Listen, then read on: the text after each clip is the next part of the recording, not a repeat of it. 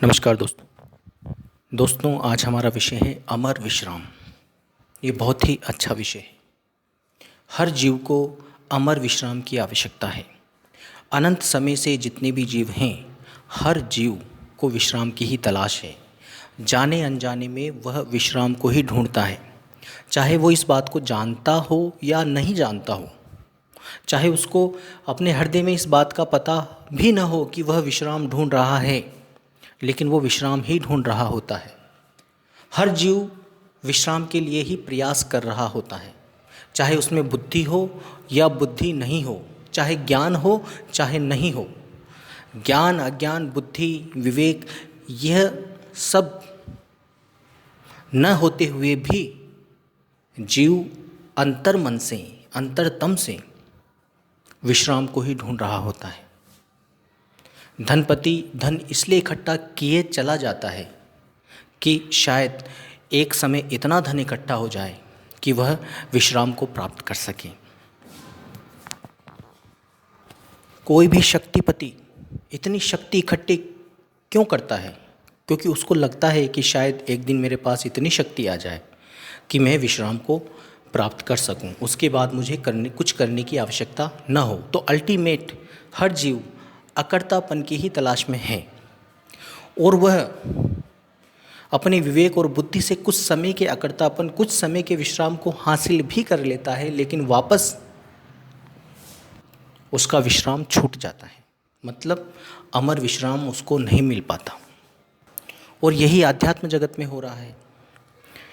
गुरु अपने चेले बनाता चला जाता है। उसको लगता है कि शायद 1,00,000 चेले हो जाएंगे तो मुझे विश्राम मिलेगा, 10,00,000 चेले हो जाएंगे तो विश्राम मिलेगा, 1 करोड़ चेले हो जाएंगे तो विश्राम मिलेगा।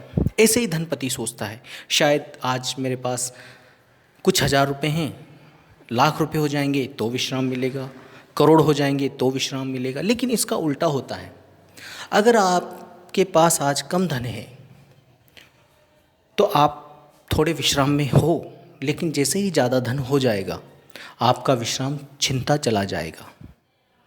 तो बहुतायता विश्राम नहीं देती, बल्कि विश्राम को छीन लेती है। जिन भी गुरुओं के ज़्यादा शिष्य होते हैं वह देखे जाते हैं कि निरंतर काम में वह पीड़ित हैं। वह विश्राम करना चाहते हैं तो भी नहीं कर पाते। ऐसे ही धनपतियों को देखिए, जिनके पास अरबों खरबों रुपए हैं, वो 18-18 घंटे, 16-16 घंटे काम करते नज़र आते हैं, और बेचारा एक मज़दूर 8 घंटे ही काम करता है और बाकी विश्राम करता है। लेकिन अरबपति, खरबपति या बहुत बड़ा शक्तिपति, जो कोई प्रधानमंत्री हो, मुख्यमंत्री हो, ये बहुत काम करते नज़र आते हैं और इनको विश्राम नहीं मिल पाता, चाहे वो शारीरिक विश्राम हो या मानसिक विश्राम हो। ये इन विश्रामों से बहुत दूर चले जाते हैं। हमने हमारे सारे पैमाने गलत तय किए हैं। हर जीव अगर थोड़ी सी बुद्धि लगाएगा तो जान लेगा कि उसका भी अंतिम लक्ष्य विश्राम ही है, उसको भी विश्राम ही चाहिए। लेकिन वो विश्राम की जगह कलह की तरफ भाग रहा होता है, क्योंकि उसको वो सही धुर नहीं मिल पाती। इसलिए वो चाहता तो विश्राम है, प्रयास भी विश्राम के लिए करता है, लेकिन रास्ता गलत पकड़ लेता है। वो धन को इकट्ठा करना शुरू करता है, शक्ति को इकट्ठा करना शुरू करता है, और भी अन्य चीज़ें इकट्ठा करना शुरू करता है, लेकिन वह उलझ जाता है। विश्राम को न प्राप्त करके कलह को, द्वंद्व को, क्लेश को प्राप्त करता है। अनंत प्रकृतियों का शाश्वत नियम है, ज़्यादा हमेशा दुख देगा। कम आपको मारता नहीं है, लेकिन दुख भी ज़्यादा नहीं देता।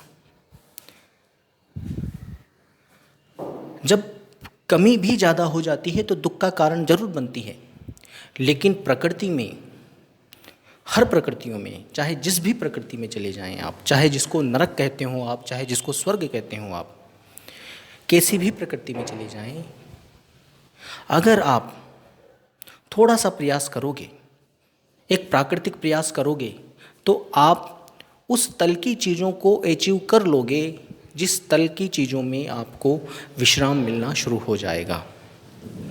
और अगर आप उस लेवल से कम मेहनत करोगे तो आपको बहुत ज़्यादा कमी हो जाएगी, शायद आप अपना पेट भी न भर पाए।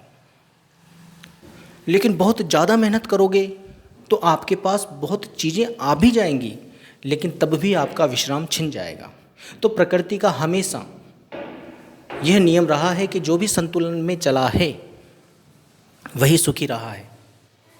लेकिन यहाँ पर बात है अमर विश्राम की। यह तो शारीरिक और मानसिक तल पर विश्राम की बातें हो रही हैं, लेकिन शारीरिक और मानसिक तल का भी विश्राम अगर आपको नहीं मिला तो आध्यात्मिक अमर विश्राम कैसे मिलेगा? जब तक आप एक छोटे से लेवल के विश्राम को प्राप्त नहीं कर पा रहे हैं, जब आप मानसिक रूप से, शारीरिक रूप से विश्राम में नहीं हैं, रिलैक्स्ड नहीं हैं, तो कैसे आप उस अमर विश्राम को प्राप्त कर पाएंगे? तो सबसे पहले आपको अपने सारे पैमाने तय करने पड़ेंगे, और आपको ही नहीं, आपके बच्चों के पैमाने को भी तय करना पड़ेगा। एक निश्चित ही प्रयास होना चाहिए, उससे ज़्यादा प्रयास नहीं। अति हर चीज़ की खराब होती है और कमी भी हर चीज़ की खराब होती है। अगर आपको 2 रोटी चाहिए और 1 रोटी मिल रही है तो वह भी खराब है, और 2 रोटी चाहिए और 1000 रोटी मिल रही है वह भी खराब है। तो अति और कमी दोनों खराब होती है, और प्रकृति इतना सामर्थ्य सभी को देती है कि वह संतुलन में आ सके, ना कमी में रहे ना अति में रहे। लेकिन जीव अपने सामर्थ्य को बढ़ाने की कोशिश करता चला जाता है। वह सोचता है कि मुझे तो यहाँ पर अनंतों जन्म जीने हैं, मैं तो अमर होने के लिए आया हूँ। और जब प्रकृति थपेड़े मारती है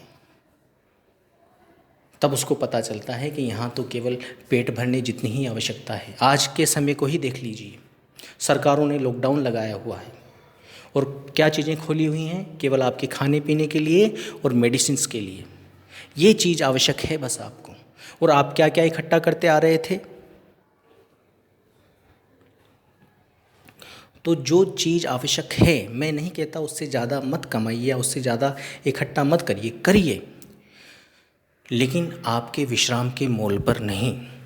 आप 8 घंटे 10 घंटे काम कीजिए, अपनी शारीरिक और मानसिक शक्तियों का उपयोग कीजिए, और उन 8-10 घंटों में आपको जितना मिल जाए परमात्मा का शुक्र कीजिए। और मैं गारंटी देता हूँ 8 से 10 घंटे अगर आप काम करेंगे नियमित रूप से तो आपको किसी भी चीज़ की कमी नहीं आएगी। जो आपको आवश्यक है उससे ज़्यादा ही मिलेगा। लेकिन अब आप कहो कि मुझे 4 व्हीलर लेनी है, मुझे एरोप्लेन लेना है, तो वह आप कलह की तरफ जा रहे हैं, क्लेश की तरफ जा रहे हैं। निश्चित ही जिसके पास ये सब सुविधाएं हैं उनको विश्राम नहीं है बेचारों को। ये समझने की चीज़ें हैं। जीवन बहुत छोटा है, इस जीवन को बहुत ही सही तरीके से जीना होगा, अन्यथा आप 60-70 साल में जाने वाले हो, और जो पीछे धन रह भी जाएगा आपके बच्चों के भी काम नहीं आएगा, उनको भी आप निठल्ला बना दोगे। इसलिए हमेशा प्रकृति से सामंजस्य बनाकर चलना होता है, और कम से कम 2 चीज़ों को, शारीरिक और मानसिक विश्राम को लेकर चलना होता है, ताकि अपने आप हमें अमर विश्राम की तरफ बढ़ने को मिल सके। जब तुम शरीर से और मन से ही विश्राम में नहीं रहोगे तो अमर विश्राम की तो तुम सोच भी नहीं सकते। आध्यात्म में कदम वही रख पाता है जो संतुलित है। जितने भी आध्यात्मिक लोग आए जिन्होंने समझा है, उन्होंने सबसे पहले सम्यकता की बात की है कि संतुलित रहो, संतुलित जियो, न कम में रहो न ज़्यादा में रहो।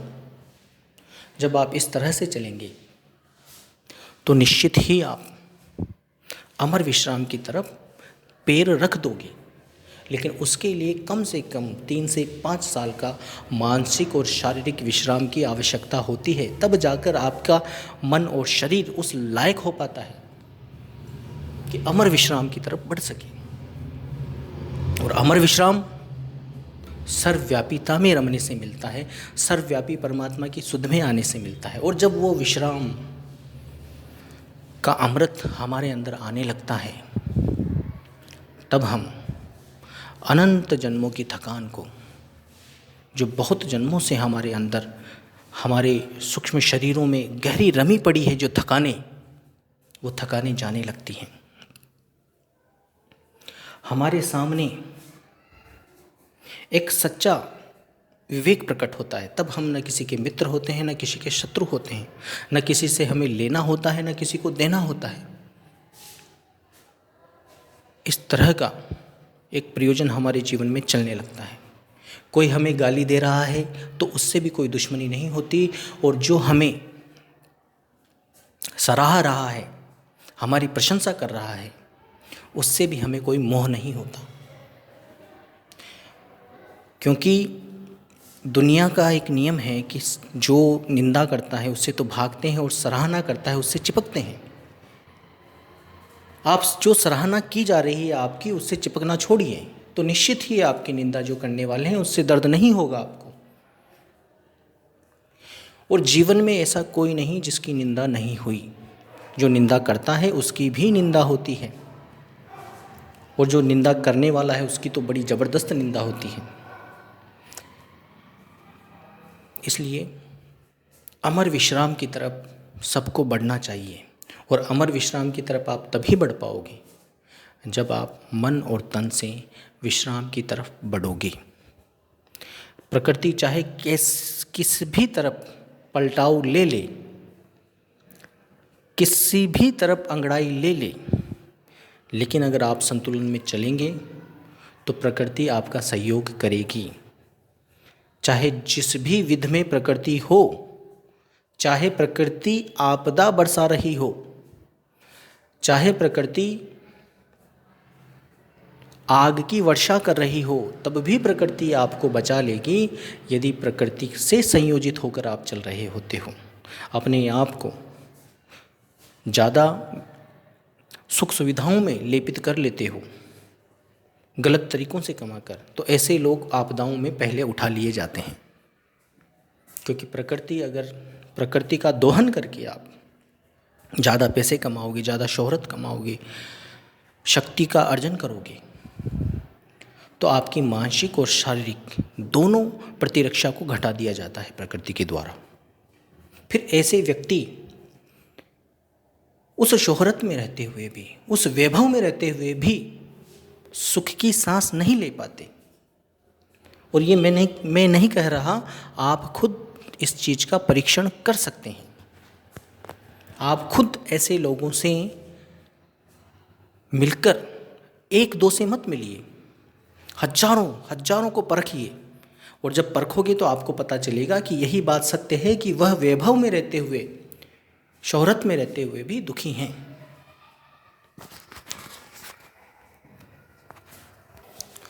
जिन जिन जीवों को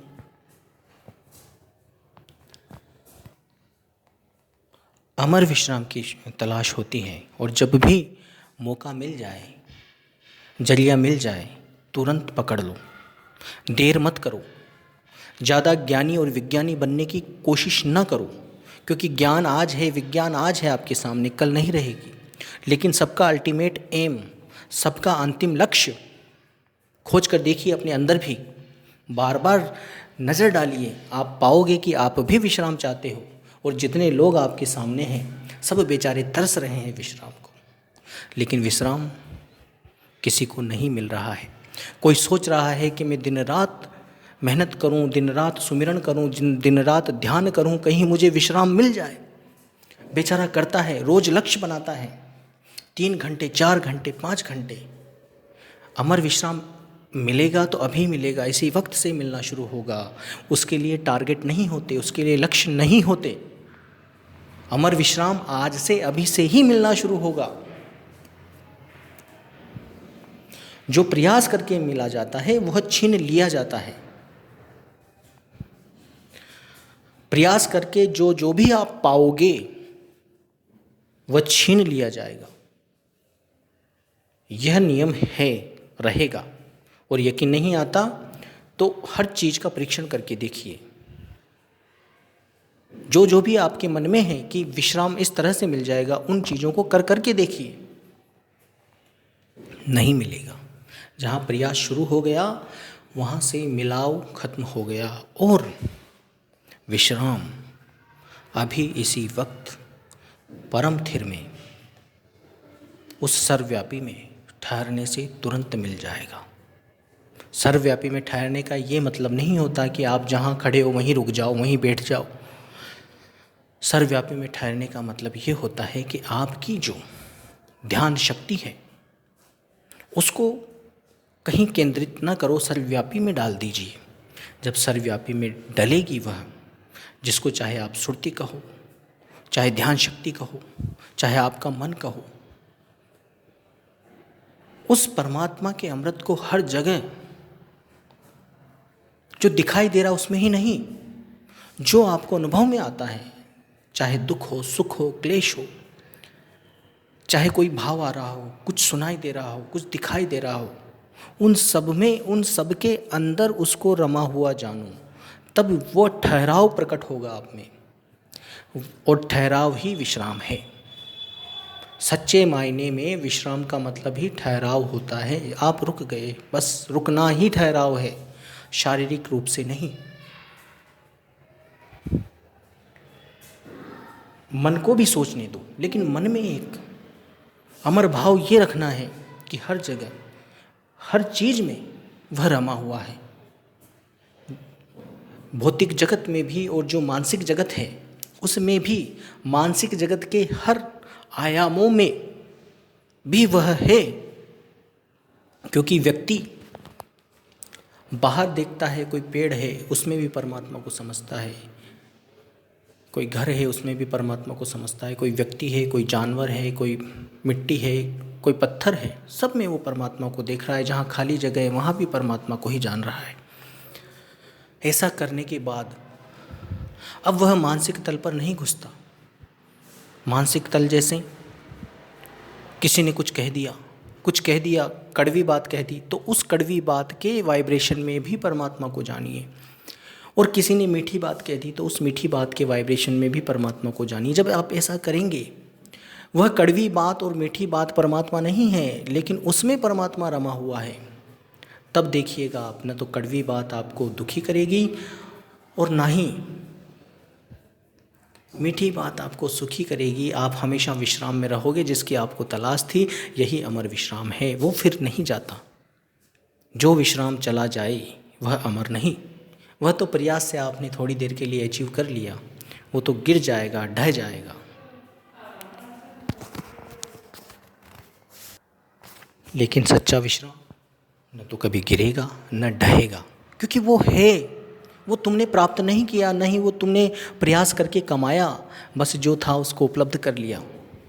और वह उपलब्ध करने का मात्र यही तरीका है कि सर्वव्यापीता, पूर्ण सर्वव्यापीता को साधो। पूर्ण सर्वव्यापीता, जहाँ जहाँ भी आप पहुँच सकते हो, आपकी सुरति पहुँच सकती है, आपका ध्यान पहुँच सकता है, वहाँ वहाँ उसी को जानो। जब वहाँ वहाँ उसी को जानोगे तो ये मान के चलिए आप गए कहाँ, आप तो वहीं हो। क्योंकि सर्व जगह जब परमात्मा ही जान लिया तो फिर कहाँ गए आप? गए ही नहीं कहीं पर, ठहरे के ठहरे हैं। और जहाँ ठहराव है वहाँ शांति है, वहीं पर ही विश्राम है। हम सबको अमर विश्राम की सख्त ज़रूरत है। सबके चेहरों पर डर है, सबके चेहरों पर, और ये आज ही नहीं सदा से डर रहा है। कहीं ना कहीं कोई ना कोई कलह मन में सबके चलती रहती है। कोई भी सिक्योर नहीं है, कोई भी सहज नहीं है। हर सबके मन में इनसिक्योरिटी है। और वो इनसिक्योरिटी इसीलिए है क्योंकि उन्होंने अमर विश्राम का अमृत नहीं चखा। वो चखना पड़ेगा। मत भागो इधर उधर। ज़्यादा ज्ञानी विज्ञानी बनकर आप अपने विश्राम को छीन रहे हो। आपको लग रहा है कि मैं तो बहुत ऊंचे पड़ाव पर जा रहा हूँ, लेकिन नहीं जा रहे हो आप। आपने अपने विश्राम को ही छीन लिया, आप अपने दुश्मन बन गए। ये अहंकार विश्राम को छीन लेता है और अहंकार ही ये आपको गलत दिशा दिखाता है। वो दिखाता है कि आप विश्राम की तरफ जा रहे हो, लेकिन आपको ले जाता है कलह, पीड़ा, राग, द्वेष, निंदा की तरफ। और आप जो भी हैं, जिस भी जगह हैं, जिस भी पद पर हैं, चाहे गरीब हो, अमीर हो, आपको ये अहंकार, ये निंदा, ये क्लेश, ये द्वेष क्यों आ रहा है?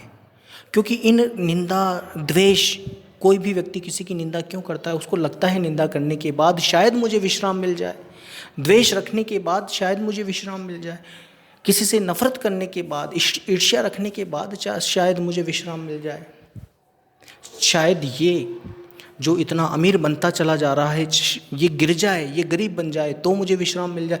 ऐसी सब हम सबकी सोच है, लेकिन ऐसा नहीं होता। जिस व्यक्ति को आज आप करोड़पति समझ रहे हो और आपको लग रहा है कि शायद ये गरीब बन जाए तो मेरे अंदर शांति और विश्राम आ जाएगा, अगर वो गिर भी जाएगा तो आप जहाँ थे वहीं के वहीं रहोगे, आपको शांति और विश्राम नहीं मिलने वाला।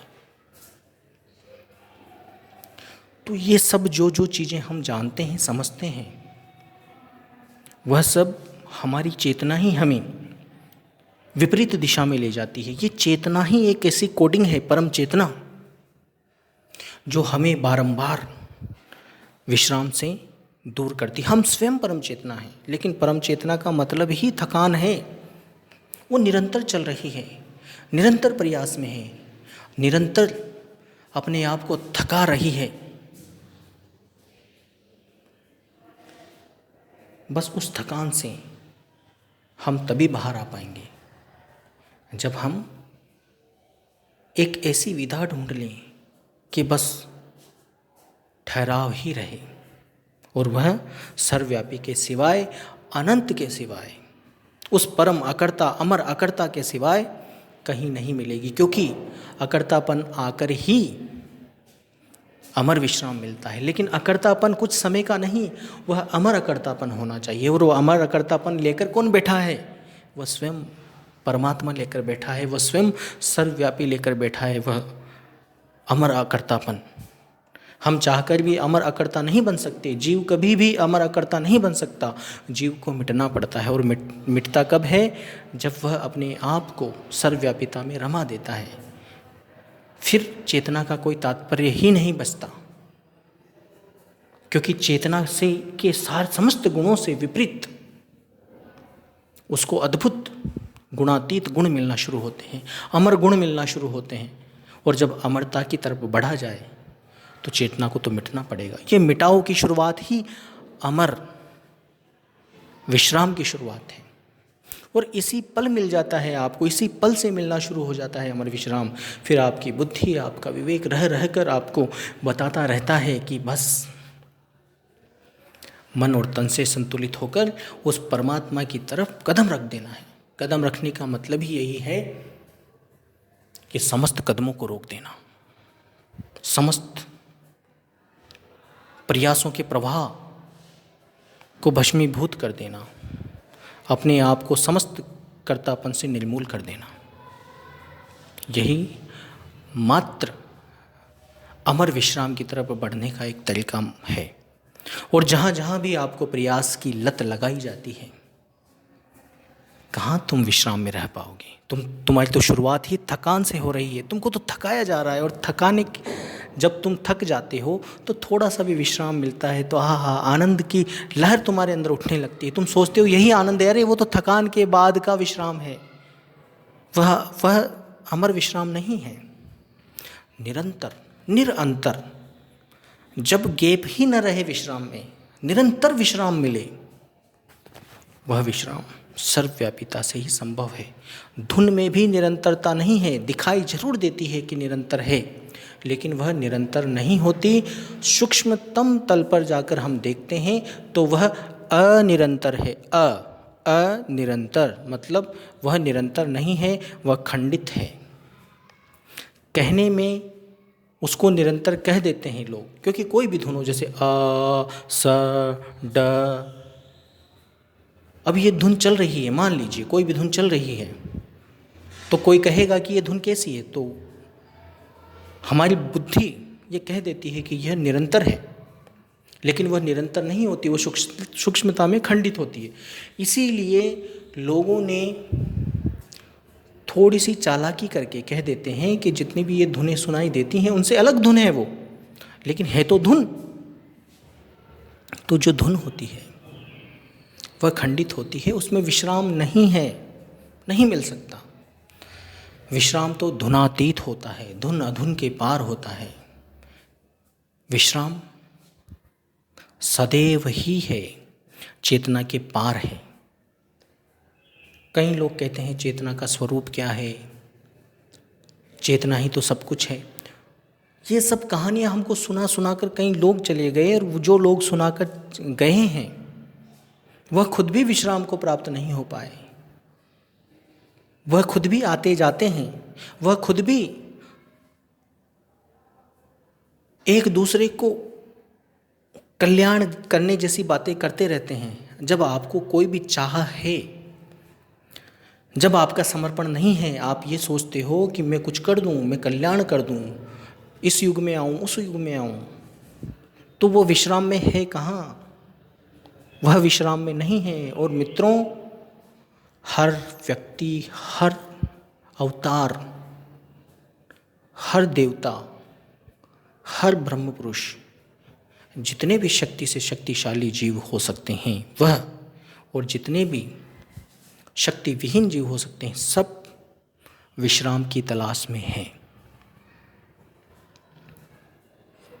और ऐसा आपको बहुत ही अच्छा मौका मिल रहा है कि आपको अमर विश्राम की तरफ बढ़ने का मौका मिल रहा है।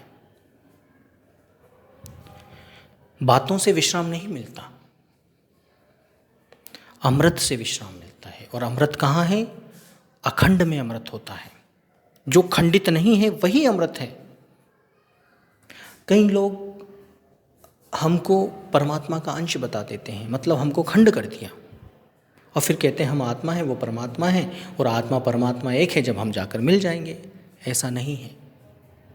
जब अंश ही हो गया तो खंड हो गया, और तुम जाकर मिल रहे हो मतलब बिछड़े हो, तो विश्राम कहाँ रहा? अमर विश्राम कब रहा? अमर विश्राम का मतलब ये होता है कि जो सदा सदा से विश्राम में है, कभी विश्राम से हटा ही नहीं, ना आंशिक रूप से, न पूरे रूप से। तो यहाँ तो तुमको आंशिक रूप से उस विश्राम से हटा दिया गया और वापस मिला दिया गया। इसका मतलब सारा खेल प्रकृति के रूप में ही आपको परोस दिया गया। आध्यात्म के नाम पर सच्चे परमात्मा से, सच्चे विश्राम से आपको मिलाने की कभी कोशिश नहीं की गई। और सच्चे विश्राम से आप तभी मिलोगे जब अपनी स्वयं की परम चेतना को सर्वव्यापी परमात्मा के अंदर, सर्वव्यापी में ठहरा दोगे। फिर मिटना तय है उसका, क्योंकि जो ठहर गई, जब चेतना ही ठहर गई तो उसके चेतना होने का कोई तात्पर्य बचता ही नहीं। फिर कृपा से वह मिट जाती है, और उसका मिटना ही अमर विश्राम है।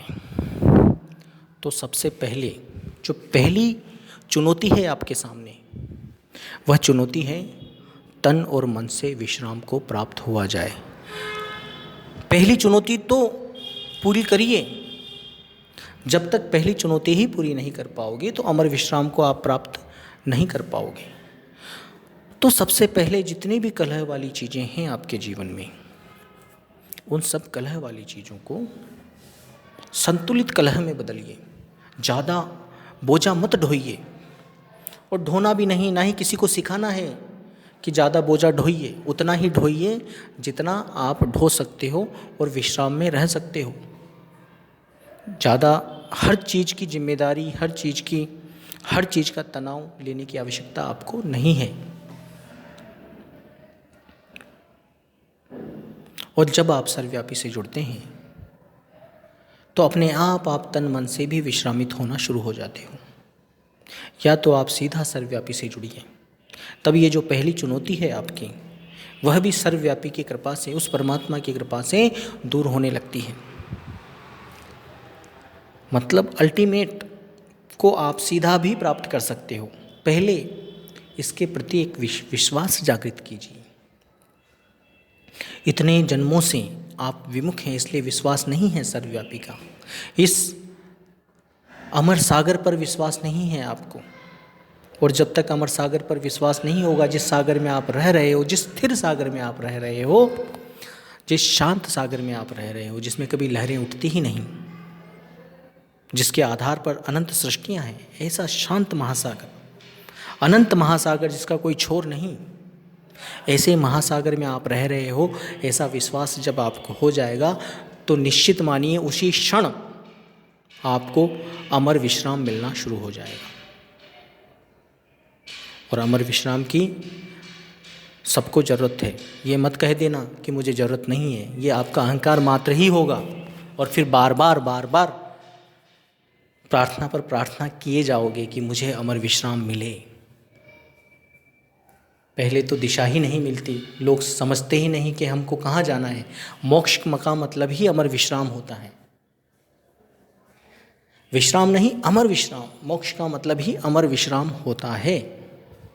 तो आपको सबको जो ये जितनी भी परेशानियां झेल रहे हो आप, वो सब अमर विश्राम के लिए झेल रहे हो। आपको पता तक नहीं है, दिशाएं सबकी गलत हैं, सब ऐसी दिशा में हैं जहां अमर विश्राम नहीं, विश्राम भी मिलने वाला नहीं है आपको। ऐसी दिशाओं में तुम भाग रहे हो। और जब सही दिशा मिलने आती है आपको, तब दूर दूर दूर दूर उससे रहने की कोशिश करते हो। सही दिशा आपसे कुछ नहीं लेगी। जब आपको सही दिशा दर्शाई जाएगी, जो भी दर्शाएगा, आपसे वह कोई फ़ायदा नहीं उठा सकता, उसको उठाने की आवश्यकता है भी नहीं आप लोगों से। लेकिन जो आपको शोषित करे, फ़ायदा उठाए आपका, ऐसे लोगों के चंगुल में फंसकर आप अपने जीवन में थकान इकट्ठी करते हो, विश्राम नहीं। और यकीन ना आए तो अपने जीवन को उठाकर देख लीजिए। जो भी सुन रहा है उस स्वयं के जीवन को उठाकर देखिए। आप विश्राम की तरफ नहीं जा रहे थे, लेकिन अब शुरुआत करिए, आप करनी पड़ेगी। अमर विश्राम की तरफ दौड़ो, अमर विश्राम में ठहरो, उस सर्वव्यापी में ठहरो, उस अमर में ठहरो, उस अनंत में ठहरो, उस शांत अमर शांत में ठहरो जो कभी लहर बनता ही नहीं। यही एकमात्र ऐसा सागर है अनंत सृष्टियों में जो सब में रमा हुआ है, वो जिसमें कभी लहर नहीं उठती, वो सदा से शांत था, है और रहेगा। वही अमर सागर है, अमर विश्राम है। लेकिन हमें उल्टा उलझा दिया जाता है, हमें प्रकृति के दायरे में ही डाल दिया जाता है। हमें कहा जाता है कि परमात्मा से तुम सब उत्पन्न हुए, फिर तुम उसमें वापस समा जाओगे। तो ये कैसा विश्राम? ये तो तुम लहर पे लहर उठाए जा रहे हो, कभी थकान कभी विश्राम, कभी थकान विश्राम। ये कुछ टेम्परेरी समय के लिए क्यों जी रहे हो? सच कह रहा हूं, ऐसी बात, इस अमर विश्राम की बात नहीं मिलेगी सुनने को आपको, कभी कभार कर पाती है।